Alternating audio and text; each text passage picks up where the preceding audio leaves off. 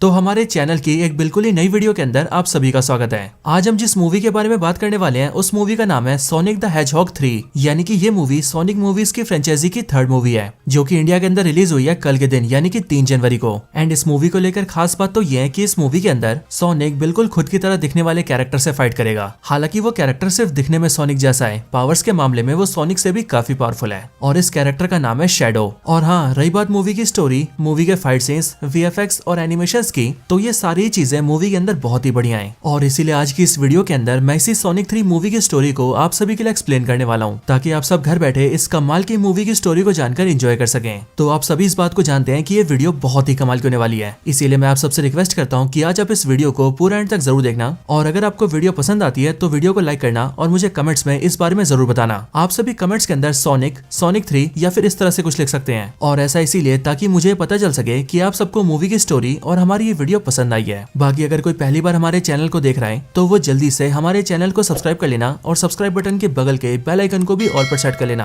ताकि आप हमारे चैनल की सारी लेटेस्ट वीडियोस को सबसे पहले देख सकें। तो आइए अब हम बिना किसी देरी के आज की इस कमाल की वीडियो को स्टार्ट करते हैं।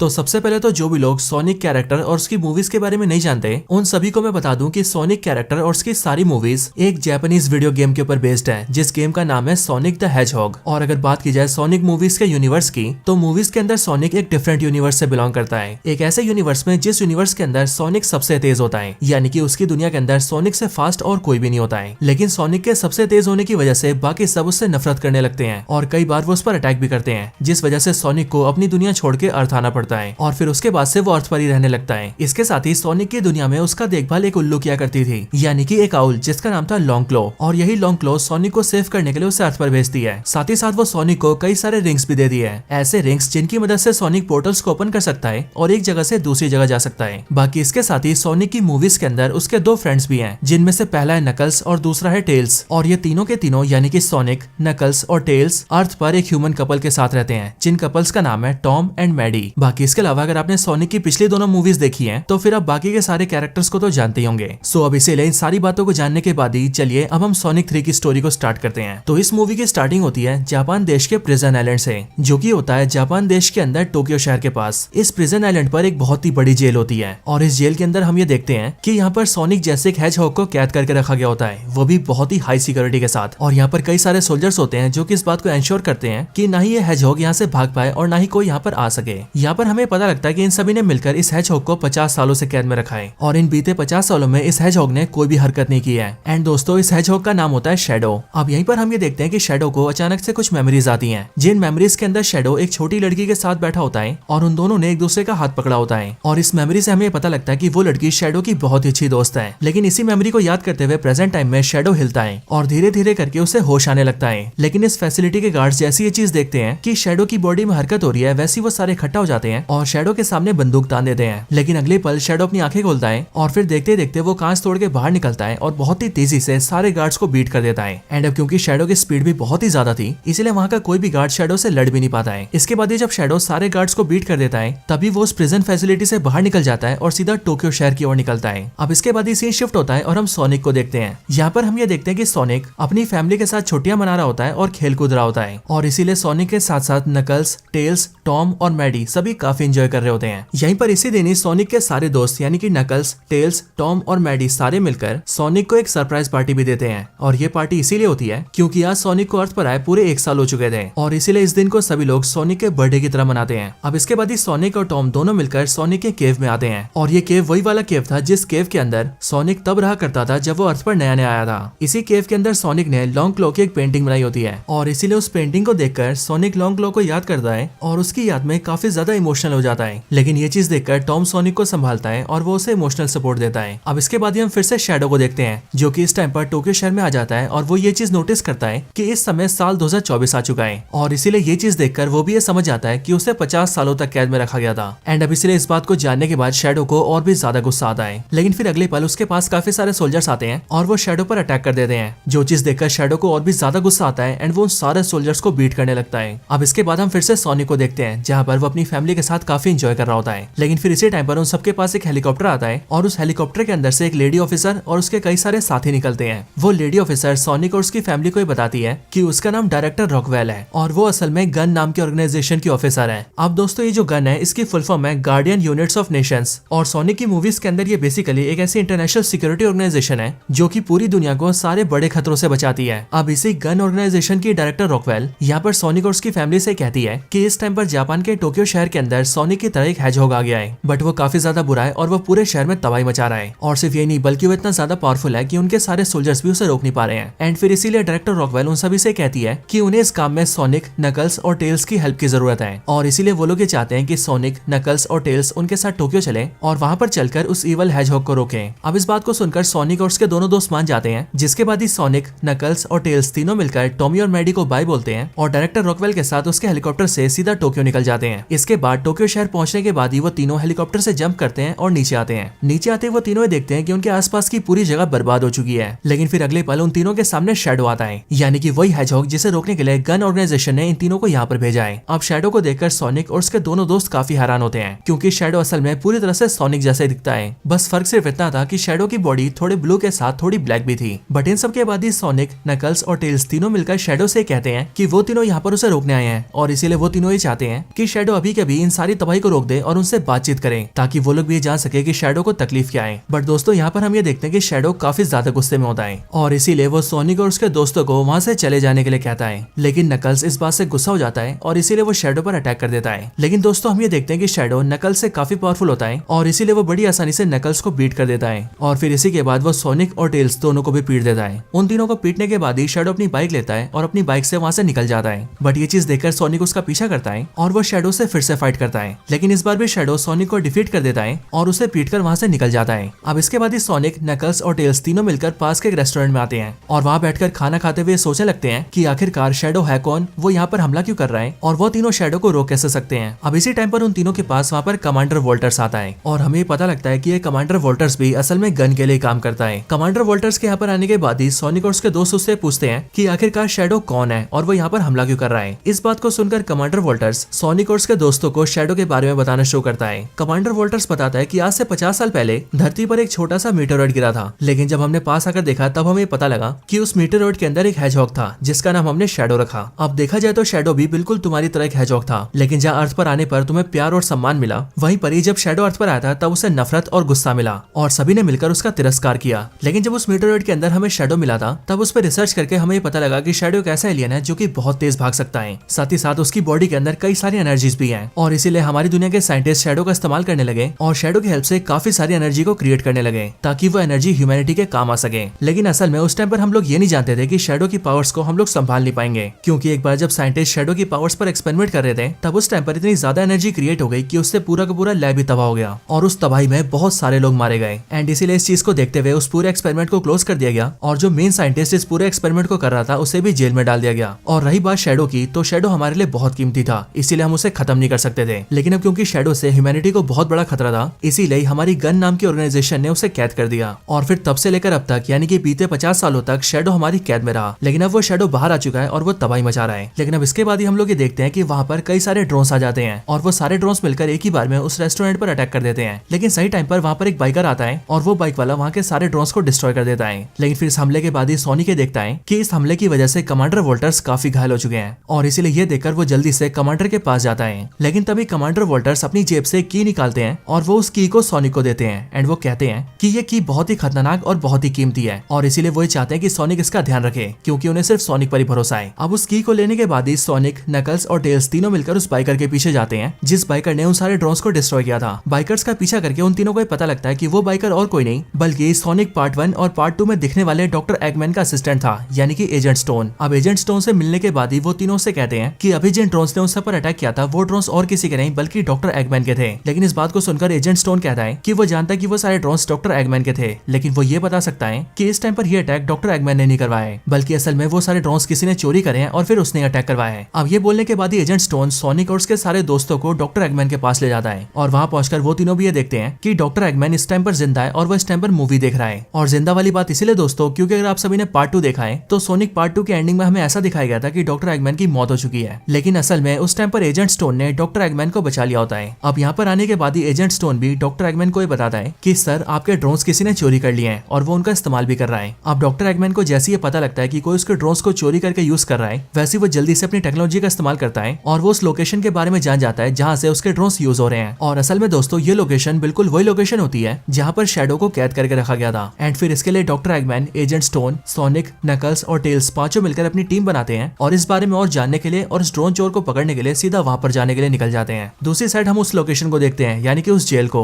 और यहाँ पर हम ये देखते हैं कि इस प्रिजन के अंदर शैडो फिर से आता है। हम ये देखते हैं कि आखिरी बार शैडो ने यहाँ से निकलते टाइम सब कुछ डिस्ट्रॉय कर दिया था, बट इस बार जब शैडो दोबारा यहाँ पर आता है तब वो यहाँ पर एक लड़की को याद करता है जिस लड़की का नाम होता है मारिया। अब दोस्तों इसी टाइम पर कहानी फ्लैशबैक में जाती है और हमें स्टोरी बताई जाती है। 50 साल पहले कहानी में हम ये देखते हैं कि जब अर्थ पर शैडो को पकड़ के उस पर एक्सपेरिमेंट किए जाते थे तब उन सारे एक्सपेरिमेंट्स का एक हेड हुआ करता था और उस मेन साइंटिस्ट का नाम था डॉक्टर गेराल्ड रॉबर्टनिक। और दोस्तों ये डॉक्टर गेराल्ड और कोई नहीं बल्कि डॉक्टर एगमैन का दादा था। लेकिन 50 साल पहले जब ये डॉक्टर गेराल्ड शैडो पर काम कर रहा था तब उसी टाइम पर उसकी एक पोती भी थी जिसकी उम्र 10-12 साल थी और उसी का नाम था मारिया। अब मारिया अपने ग्रैंडफादर डॉक्टर हेराल्ड से मिलने के लिए उसी फैसिलिटी के अंदर आया करती थी जहाँ पर शैडो के ऊपर एक्सपेरिमेंट किए जाते थे और इसीलिए यहाँ पर आकर जब वो शैडो को देखती है तब वो शैडो से दोस्ती कर लेती है और रोज उसके साथ हंसती खेलती है। धीरे धीरे करके शैडो और मारिया काफी अच्छे दोस्त बन जाते हैं और इसीलिए वो एक दूसरे के साथ काफी टाइम स्पेंड करते हैं और एक साथ मिलकर कई सारी चीजें करते हैं, जैसे कि लैब के अंदर साथ में घूमना, घर बैठकर मूवीज देखना और रात को एक साथ बैठ के बातें करना। अब शैडो और मारिया के साथ सब कुछ काफी अच्छा चल रहा होता है, यहाँ तक कि डॉक्टर हेराल्ड जो कि मारिया के ग्रैंडफादर थे और जो शैडो के ऊपर काम कर रहे थे वो भी उन दोनों की दोस्ती के लिए काफी खुश रहते थे। लेकिन फिर एक दिन अचानक से ये ऑर्डर्स आते हैं कि शैडो को डॉक्टर हेराल्ड की कस्टडी से ले लिया जाएगा और उसे काफी दूर ले जाया जाएगा। अब ये बात जैसी डॉक्टर हेराल्ड और मारिया को पता लगती है वैसे वो दोनों काफी दुखी हो जाते हैं और इसीलिए वो शैडो को लेकर वहाँ से भागने लगते हैं। बट फिर ये चीज देखकर कुछ सोल्जर्स उन पर अटैक करते हैं और फिर उसी बीच एक सोल्जर की गोली एक ऐसे कंटेनर को लग जाती है जिस कंटेनर के अंदर शैडो की काफी सारी एनर्जी को स्टोर करके रखा गया था और इसलिए वहाँ पर गोली लगते ही उस पूरे लैब में ब्लास्ट हो जाता है और वहाँ के कई सारे लोग मारे जाते हैं। उसी ब्लास्ट के अंदर मारिया की भी मौत हो जाती है। इसीलिए मारिया अपने दादा डॉक्टर हेराल्ड और अपने सबसे अच्छे दोस्त शैडो दोनों के सामने अपना दम तोड़ देती है। बट मारिया की मौत की वजह से डॉक्टर हेराल्ड और शैडो दोनों काफी ज्यादा टूट जाते हैं। बट उसी टाइम पर उन दोनों को कस्टडी में ले लिया जाता है और उन दोनों में से डॉक्टर हेराल्ड को जेल में कैद कर दिया जाता है और शैडो को भी कैद करने के लिए एक हाई सिक्योरिटी प्रिजन में डाल दिया जाता है। अब दोस्तों यहीं पर ये पास्ट की स्टोरी एंड होती है और इसी टाइम पर हम ये देखते हैं कि शैडो जहाँ पर खड़ा होकर ये सारी बातें याद कर रहा होता है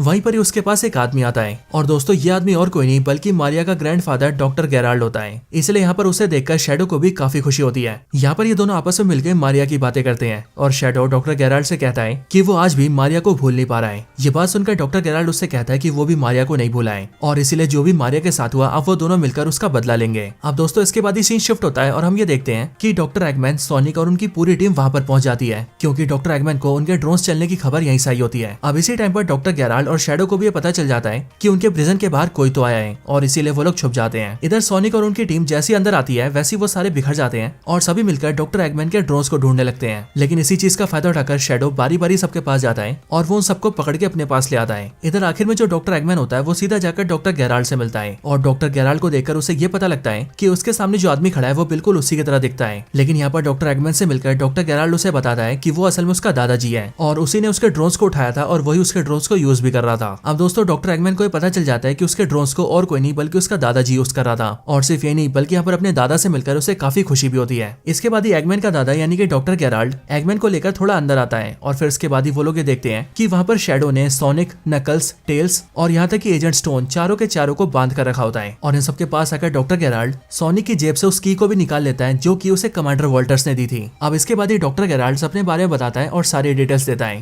डॉक्टर गेराल्ड कहता है कि जो मेरी पोती मारिया थी उसकी मौत का कारण ये गन ऑर्गेनाइजेशन वाले थे और इन गन वालों की वजह से न सिर्फ मेरी पोती मारिया मरी बल्कि मुझे भी कई सालों के लिए जेल में डाल दिया गया। लेकिन मैंने अपनी लाइफ में एक बहुत ही खतरनाक हथियार का डिजाइन बनाया था और मैंने उसका नाम दिया था एक्लिप्स। और ये एक्लिप्स एक ऐसा खतरनाक हथियार होता जो कि स्पेस में जाकर एक ही बार में पूरे अर्थ तक को डिस्ट्रॉय कर सकता है। और जब मैं जेल में था तब गन वालों ने मुझसे बोला कि मैं उन लोगों को अपने इसी खतरनाक हथियार का डिजाइन दे दूं और मुझे भी जेल से बाहर निकलने के लिए उनसे ये डील करनी पड़ी और अपने इस एक्लिप्स का डिजाइन उन्हें देना पड़ा। लेकिन एक्लिप्स असल में मेरा है और इसीलिए मैं इन गन वालों से अपने एक्लिप्स को भी लूंगा और उनसे अपनी पोती मारिया की मौत का बदला भी लूंगा। अब इन सब के साथ ही यहाँ पर हमें ये भी पता लगता है कि डॉक्टर गेराल्ड की बनाई हुई जो एक्लिप्स है वो असल में 2 कीज से चलती है और उन्हीं में से पहली की कमांडर वॉल्टर्स के पास थी जो उन्होंने सोनिक को दे दी थी। लेकिन अब डॉक्टर गेराल्ड ने उस की को सोनिक से हासिल कर लिया है और अब बस उन्हें दूसरी की को हासिल करना है। लेकिन दोस्तों जो सेकंड की है वो इस टाइम पर लंदन में गन ऑर्गेनाइजेशन के हेडक्वार्टर्स के अंदर है और उस की को वहाँ पर बहुत ही सिक्योरिटी से रखा गया है। लेकिन डॉक्टर गेराल्ड ये कहता है कि अब वो शैडो और अपने पोते की मदद से उस की को भी हासिल करेगा और गन वालों से अपनी पोती मारिया की मौत का बदला लेगा। और फिर ये बोलने के बाद ही डॉक्टर गेराल्ड अपने पोते एगमैन और शैडो को लेकर वहाँ से निकल जाता है। लेकिन जाने से पहले वो वहाँ पर एक छोटा सा गोला फेंक देता है जो कि असल में एक मिनी ब्लैक होल होता है, इसीलिए वो अपने आसपास की सारी चीजों को खाने लगता है। बट सोनिक और उसके दोस्त सही टाइम पर वहाँ पर अपनी रिंग निकालते हैं और जल्दी से पोर्टल खोल के वहाँ से दूर चले जाते हैं। लेकिन जब वो लोग रिंग से टेलीपोर्ट होकर बाहर आते हैं तब वो लोग देखते हैं कि उनकी आंखों के सामने वो रिंग आसपास की सारी चीजों को खा जाता है। बट इसके बाद ही सोनिक, नकल्स और टेल्स ये फैसला करते हैं कि इस टाइम पर डॉक्टर गेराल्ड, एगमैन और शैडो जो करने वाले हैं उन्हें वैसा करने से उन्हें रोकना ही होगा। इसके बाद ही सोनिक, नकल्स और टेल्स जल्दी से अपने घर जाते हैं और वहाँ पर आकर टॉम और मैडी को सारी बातें बताते हैं। जिसके बाद ही वो पांचों के पांचों मिलकर ये डिसाइड करते हैं कि वो लोग जल्दी से लंदन जाएंगे और गन के हेडक्वार्टर्स जाकर वहाँ से की को हासिल कर लेंगे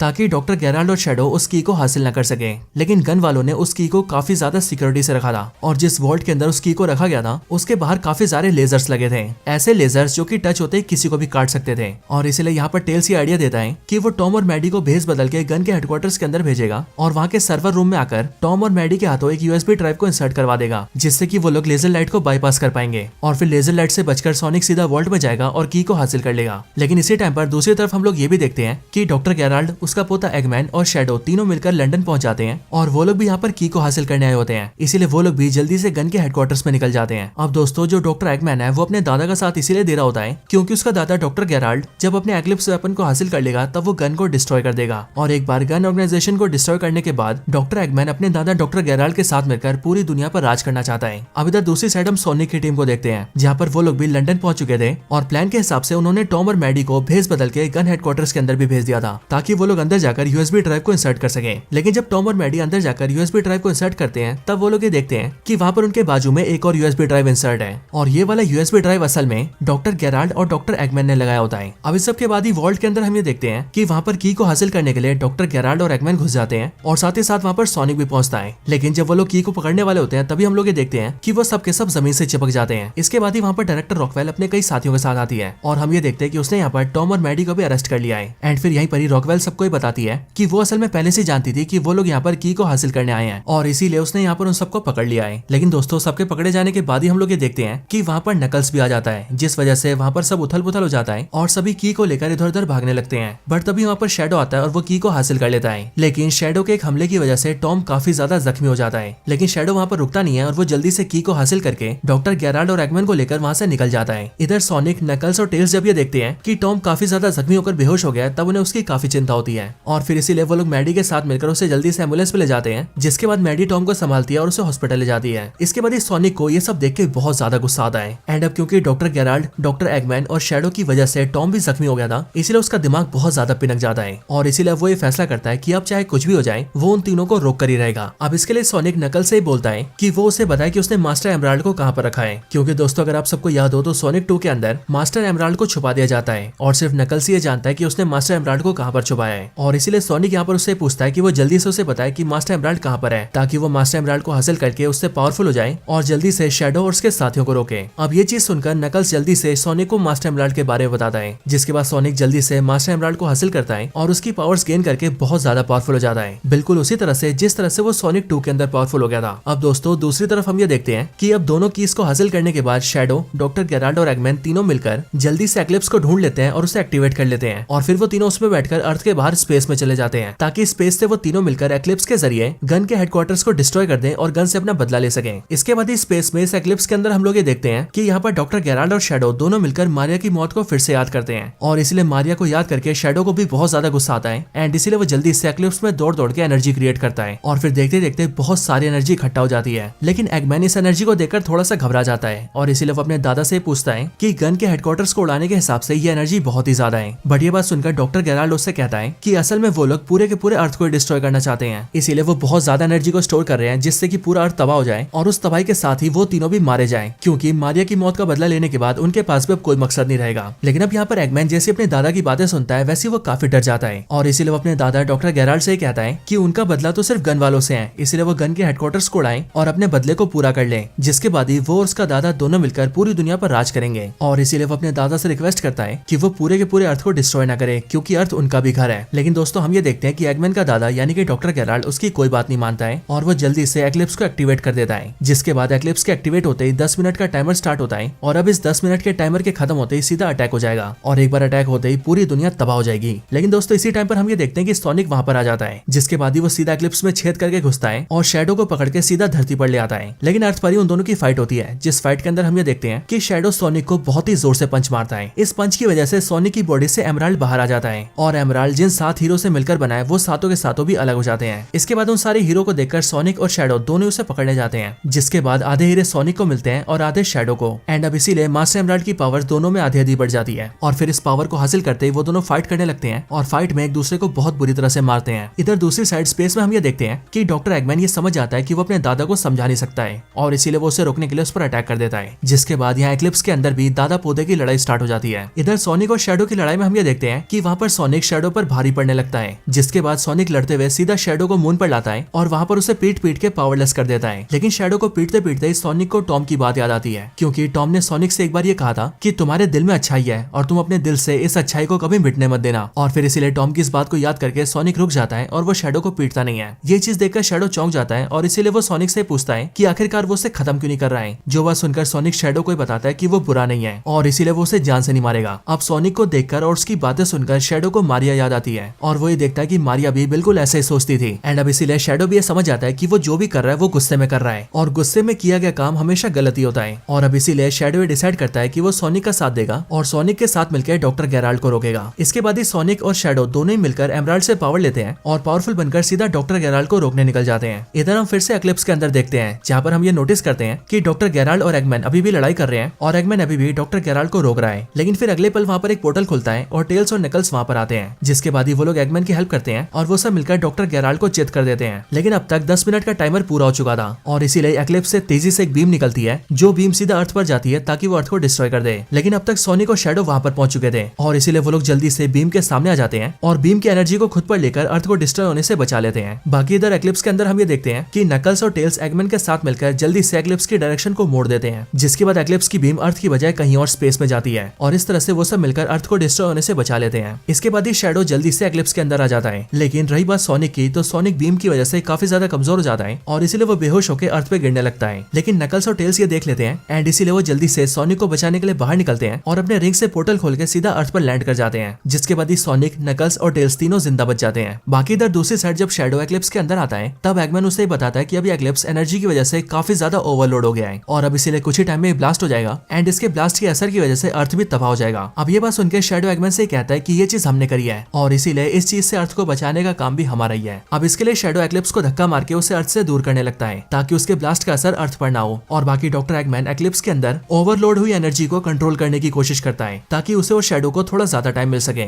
और फिर जब वो दोनों मिलकर एक्लिप्स को काफी दूर ले आते हैं तब उसके बाद ही एक्लिप्स तबाह हो जाता है और ये तबाही इतनी बड़ी होती है कि ये अर्थ से भी साफ दिखती है और सोनिक, नकल्स और टेल्स तीनों मिलकर भी इस धमाके को देखते हैं। लेकिन अब इसके बाद ही ये सीन खत्म होता है और 1 महीना बीत जाता है और फिर 1 महीने बाद हम लोग ये देखते हैं कि अब सोनिक, नकल्स, टेल्स, टॉम और मैडी सारे मिलकर फिर से वेकेशन पर जाते हैं और वहाँ पर बहुत ज्यादा एंजॉयमेंट करते हैं क्योंकि अब सब कुछ ठीक हो चुका है। और फिर इसीलिए इसके साथ ये मूवी खत्म हो जाती है। लेकिन दोस्तों, मूवी के खत्म होने के बाद ही मूवी के अंदर पोस्ट क्रेडिट सीन आता है और पोस्ट क्रेडिट सीन के अंदर हम लोग ये देखते हैं कि रात के टाइम पर जंगल में सोनिक भाग रहा होता है, बट उसी टाइम पर उसे वहाँ पर कई सारे मैकेनिकल हेजहॉग घेर लेते हैं। यानी कि वो सारे हेजहॉग उसी की तरह होते हैं बट वो मैकेनिकल होते हैं और वो सब मिलकर उस पर हमला करने वाले होते हैं कि तभी वहाँ पर कोई दूसरा आता है और वो शख्स वहाँ पर आकर उन सारे मैकेनिकल हेजहॉग को बीट कर देता है और सोनिक को बचा लेता है। और फिर जब वो शख्स अपने आप को रिवील करता है तब हमें पता लगता है कि वो कैरेक्टर और कोई नहीं बल्कि सोनिक द हेजहॉग की गर्लफ्रेंड है, जिसका नाम है एमी रोज। और ये एमी रोज मोस्ट प्रोबेबली हमें सोनिक के साथ उसकी नेक्स्ट मूवी के अंदर दिखेगी। लेकिन दोस्तों, इसके साथ ही ये पूरी मूवी खत्म हो जाती है। सो दोस्तों, आप मुझे बताइए कि आपको ये मूवी और हमारी वीडियो कैसी लगी। अगर आपको कुछ भी पसंद आया हो तो वीडियो को लाइक करना और कमेंट्स के अंदर सोनिक या फिर सोनिक 3 जरूर लिखना। बाकी अगर आप लोग मुझसे कुछ और कहना चाहते हैं तो वो भी आप कमेंट्स में बता सकते हैं। तो बस आज की इस वीडियो में इतना ही। इस वीडियो को यहीं पर एंड करते हैं। मैं मिलता हूँ आपसे ऐसी किसी और बेहतरीन वीडियो में। तब तक के लिए गुड बाय।